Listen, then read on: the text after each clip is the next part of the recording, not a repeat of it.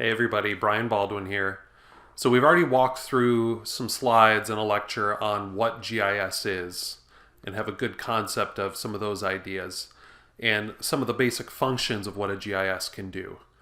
Now, I wanted to walk through what some GIS capabilities are because there's a growing list of things that GIS is capable of doing, and this has been expanding, pretty rapidly recently as well. So let's walk through a couple slides, and I have some great examples to show how these capabilities apply in some different scenarios and use cases.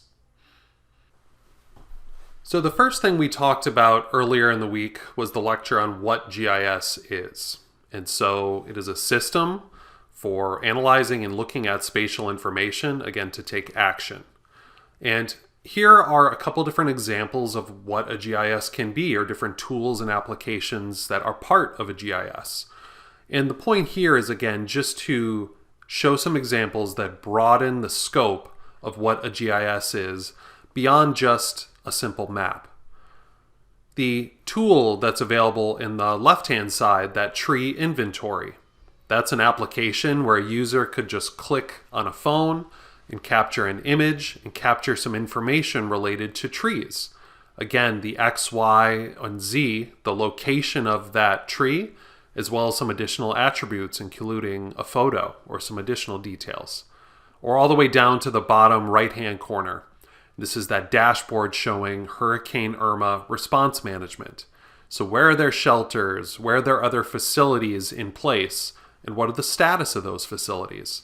So taking the attributes of those points and starting to summarize them and present information back to people so they can use that data to take action and do something with it. So this is a broad array of different examples, again, not just using the GIS for simple visualization. So it's much more than that.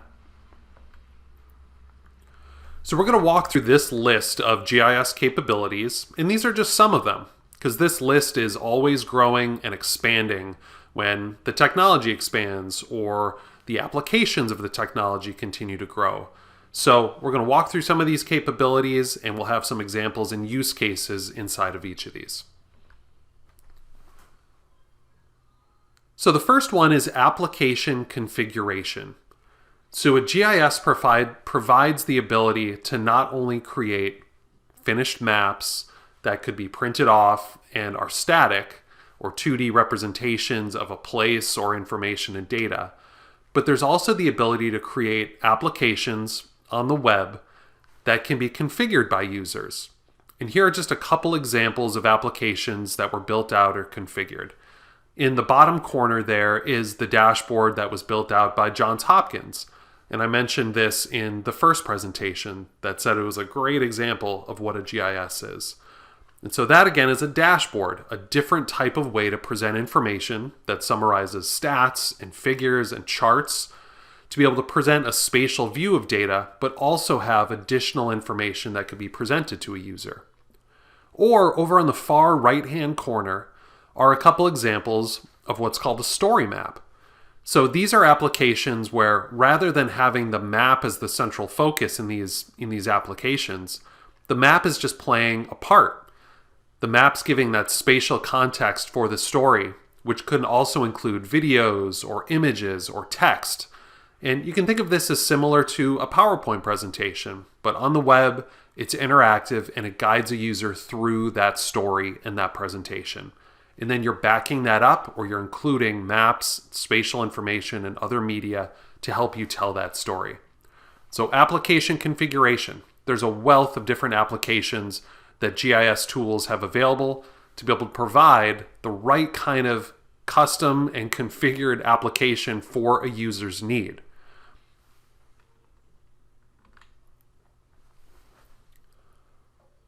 One of the key capabilities of a GIS is analysis. So first and foremost, a GIS can be used for presenting information, for visualization. But one of the most fundamental capabilities of a GIS is the ability to take that information and then do analysis with it.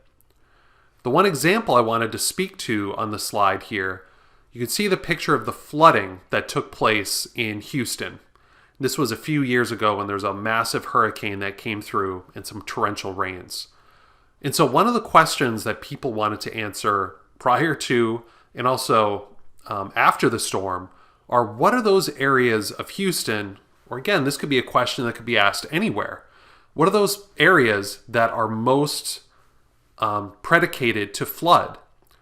Where are those areas that are most at risk of flooding? And so we want to take elevation. We could take different types of soil. You could take different types of land cover. And by now layering that kind of information on top of each other, you can then get a result. In this case, those areas in very dark red are showing us the places that are much more likely to flood. And so now urban planners or mitigation experts have tools in their hands they can use prior to a storm or after a storm to see who is the most at risk or where funding measures need to be put in place to help individuals that might live in some of these communities.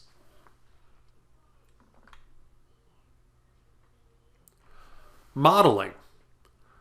So what I mean by modeling is the ability to take different tools in a GIS and basically string them together. And you can think of some different ways that you might want to do analysis or combine tools into a model that could then be reused to replicate the type of workflow or the type of analysis that you wanted to build out. The example on this slide that I wanted to mention is one related to mountain lions. So you can see the picture of the mountain lions there, and on the map, that is a digital elevation model. So that's showing you some of the elevation or, how high some of those parts are in Southern California. And in the red, those are habitats of mountain lions. And so the issue is, or the question that people wanted to answer is, what would be the best way to connect these different habitats via a corridor? Obviously, we could draw a straight line, but that is not thinking about, maybe there's highways in the way. Maybe there are already communities built out between some of these habitats. So what would be the best way to protect certain land or spaces between these habitats to create a connected corridor? And so with modeling, you can think of this as a way as, instead of walking through all these questions one at a time and running the analysis one step at a time, you can put these tools together. And so if I run one step, the next step of the model can consume that, provide an output, and then give that output to the next step in the model. And a user can also change settings along the way if they want to, so that you could build out a model to create a mountain lion corridor habitat type model. And then you could also pass this on to other users in other states, and they could modify it or use it for their own means. And so the result of a model like this provides us, and in this case, this model provided us two outputs. You can see those lines showing you kind of the best path of a corridor, and it's also providing that surface to show you what the best spots are to that fit kind of that path. And so those areas in darker red are the areas of habitat or area of forest that are going to best meet that type of corridor for the mountain lions. And the areas in the really bright green are not good fit. So those are areas that are probably already developed or do not have the right kind of ecosystem or rainfall. You can think of the dozens of different layers we could stack on top of each other and then give us a result for what that best fit is for the corridor.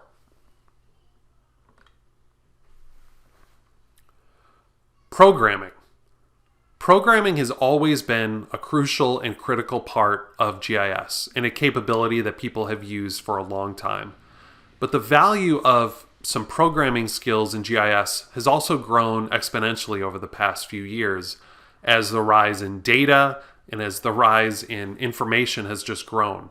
So how can we start merging and combining all these different data sets together, or more quickly clean up information? In this example, I have some slides here of coral reefs. And one major issue that's been taking place across the globe recently is the need to understand better where reefs are bleaching.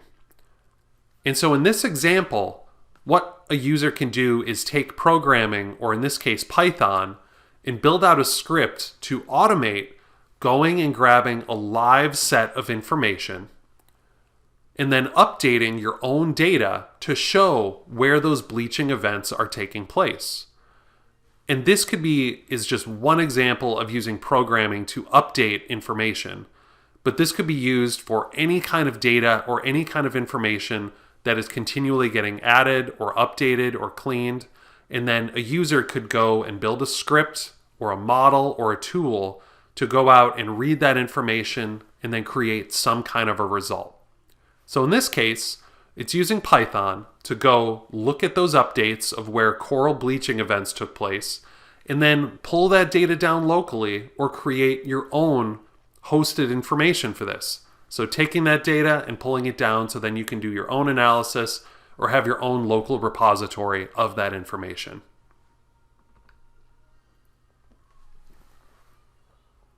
The ability to visualize information has always been critical in a GIS. And sometimes the world of cartography is getting skipped over a little bit today because it's so easy to simply change the symbology and change the look and feel of your map.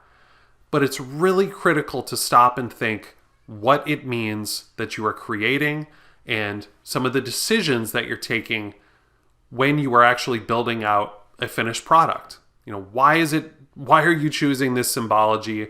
Why are you using this projection? So cartography is the science of creating maps, and I wish we would have more time to dive into some of these fundamentals. The one example I wanted to show in this example was created by John Nelson, and I love this one on the left-hand side. It's showing the historic hurricane storm tracks that have gone across the globe since 1851. And the point of view that it's providing you is from the center of the globe under Antarctica. And so we're looking at the map or the bottom of the globe, and then on the outsides, it's starting to get to kind of the mid-latitudes. And so that's where those storm tracks are, and that's where the most amount of those hurricanes have taken place, is up in the northern latitudes, right above the equator and also right under the equator.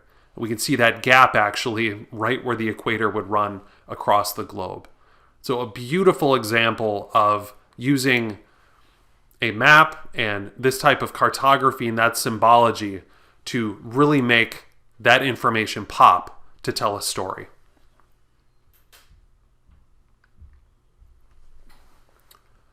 Machine learning refers to using a set of data-driven algorithms and techniques to automate the prediction, classification, or clustering of data.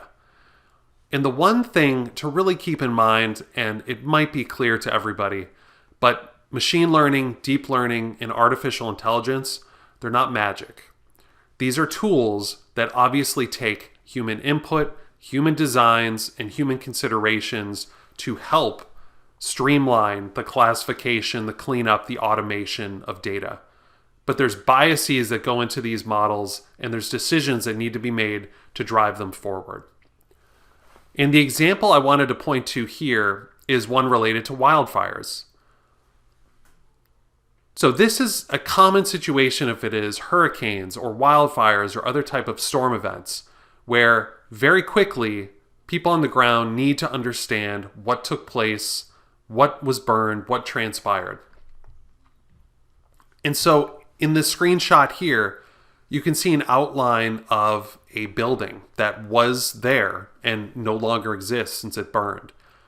And so one use case or one use of machine learning is this ability to take aerial imagery and then teach it through training samples to look for those spots where there should be a building. And then by overlaying that building footprint over the imagery, can start to have it recognize when there's not a structure there. So when does it actually meet that rule that you set up, and when does it actually meet that threshold? So here in the result, you can see those green boxes, which are showing us places that there are still structures. And in red, the spots are showing these are structures that are now missing. So we were able to teach this model to go and look at imagery, take the building footprints, and give us a result back for those places where there is not a building there. So using samples and using that training, you can then speed up the process of getting a very important result back to an individual. So that rather than spending time trying to count where these structures were burned or using aerial imagery, and in the old way of doing this, it would be manually walking through all this imagery to see where the structures had been damaged and maybe clicking on them one at a time to manually drop a point to count those. And now if it's a tsunami event or a hurricane, you can actually have a model to walk through and detect these much more quickly. Imagery and remote sensing. So imagery has always been a major part of GIS for a couple different use cases, for analysis, for just simple visualization, and also for map and data production, taking imagery and then creating other data based on that, which we did and had a small example of in the first lecture. We had the imagery that just showed building outlines and building footprints, and a user could come and now digitize and outline where those buildings are. And then you have data that you could then analyze or use for something else. In this use case, I wanted to show how you can use imagery for doing some analysis. And I have an image here of some trees or some forest. And then in the slide on the left-hand side, that big green area is just an image of a forest, probably taken from either a satellite or taken via aerial imagery, from a drone or from a fixed-wing aircraft that was flying over. So you can see those areas in dark green are probably forest. The areas in either brown or that are a little patchy are those spots that have been cut or cleared. You can also see some roads or some other data in there. So what users can do with imagery is take snapshots of this image. And so if I flew this, let's say 5 years ago, and I flew this 5 years later, I could take that same image or that same location and actually compare it to the other versions of that image for that location to try to see what kind of change has taken place. This is a really common use case for forests, or similarly in the example we just had for wildfires, I could have an image that was prior to the wildfire and after the wildfire to estimate what was the percentage of forest that was burned or how much area was damaged. And by doing that kind of difference of what happened in those two different spots, you can start to do that kind of analysis using this imagery. So this would be something called change detection. What were the changes? And now you could start to actually analyze those changes and put square footage on them or use other measures that are tied to the location or tied to space.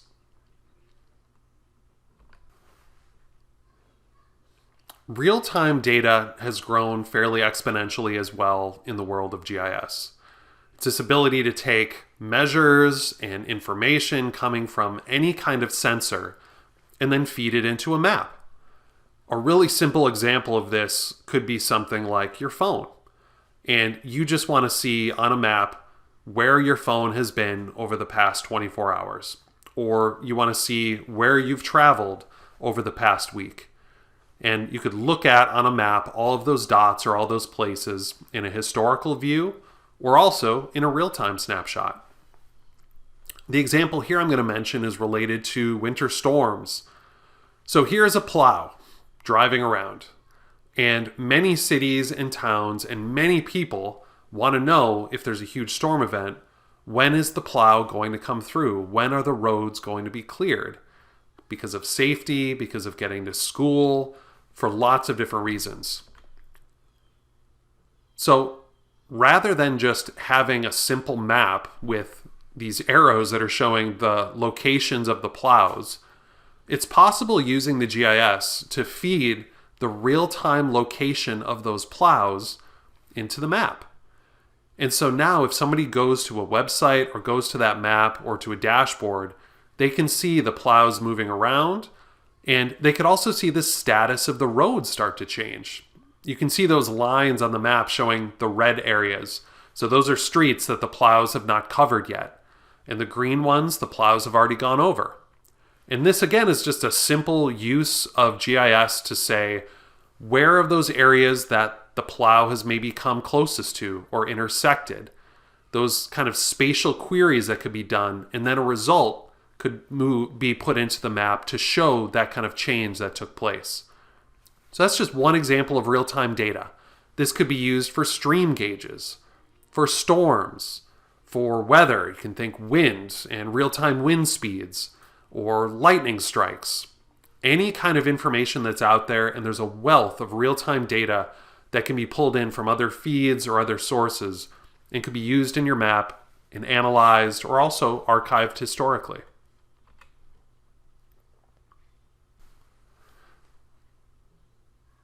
GIS traditionally started off as a 2D exercise, creating visualizations that were on paper and showed a 2D map. There was also always that idea of capturing information related to a Z value, which would be the elevation, and that's been used for a long time. The one major change that's taken place and is happening more and more because of the changes in computing and because of the changes in hardware, because it simply allowed it to be used more and more, is the ability to have 3D visualizations of data. Both to use this for analysis, to use it for editing, and to use it for a multitude of different purposes. One of the examples I really like that's kind of playing as a video up in the top right is the one showing a view shed.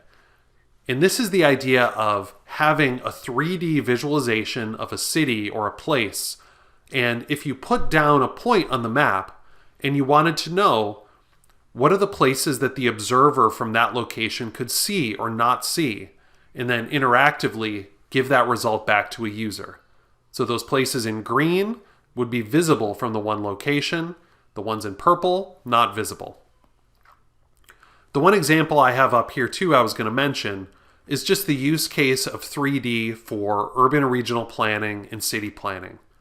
And so the map in the screen there, that big map, is showing different plans and showing different development ideas that are going to be in place in the city of Boston. But a different way to start visualizing this information that can be a lot more intuitive for people is to start showing this data in a three-dimensional view. And it's a lot easier for users and people to understand a place or a location with a three-dimensional view, something that they're more used to seeing and that looks more like real life versus just a static 2D map. So three-dimensional capabilities of GIS have grown a lot because of these big changes that have taken place in hardware and the tools that are available.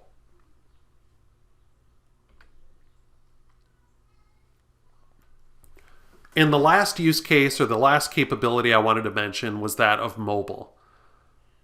The big change that's taken place here, and all of us are aware of this, is the fact that we are all carrying cell phones now.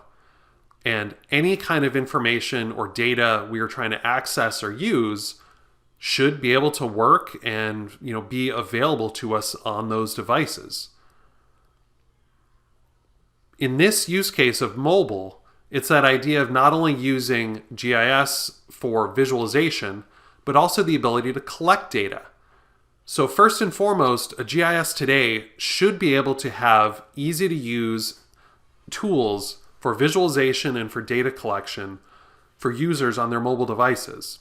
Or you're missing a huge contingent of people when they go to look at or use information on their phone. In the example here, it's showing Charlottesville and their fire department.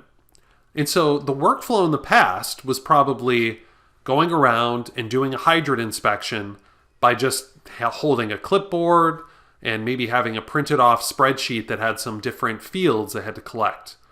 Whereas now, they can use a tablet or use a phone, take a picture that will take the location of that hydrant, and then they can update any kind of attributes or information related to that location to know the date and time that the inspection took place, what the condition of that hydrant was, or any other fields that they might need to update or change.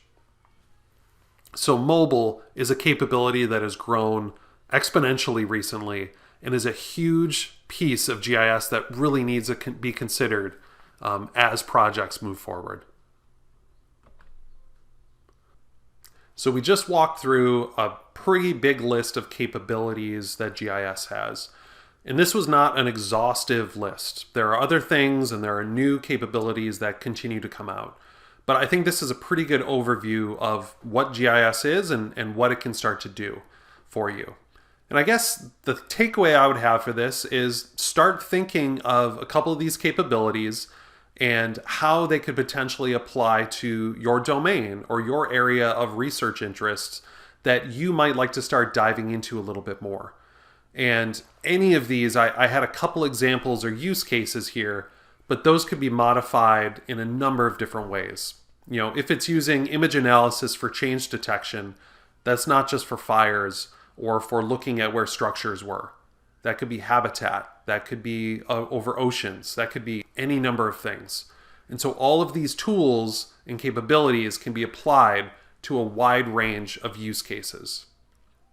So I really look forward to seeing how you start exploring and uncovering some of these capabilities and how you start to take them and apply them to your domain.